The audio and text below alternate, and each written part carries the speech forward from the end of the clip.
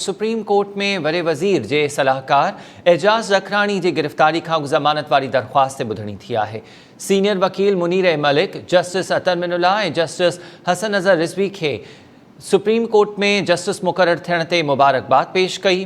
एजाज़ ज़खरानी जे वकील जो चवणो त एजाज़ ज़खरानी केस में इज़ाफ़ी दस्तावेज़ जमा कराए छॾिया आहिनि। जस्टिस अतर मिनुल्लाह जो चवणो त जवाबदार मूजिबि हिन उहिदे ते रहंदे हुन का बि रक़म वसूल नाहे कई। जस्टिस अतर मिनुल्लाह रिमार्क्स ॾींदे चयो त नैब कानून जी कहिड़ी शिक तहत रेफरेंस दाख़िल करण लाइ चेयरमैन नैब गिरफ़्तारी जो चई सघे थो। जस्टिस अतर मिनुल्लाह रिमार्क्स में चयो त चेयरमैन नैब वटि रेफरेंस दाख़िल थियण बाद गिरफ़्तारी जो को इख़्तियार नाहे।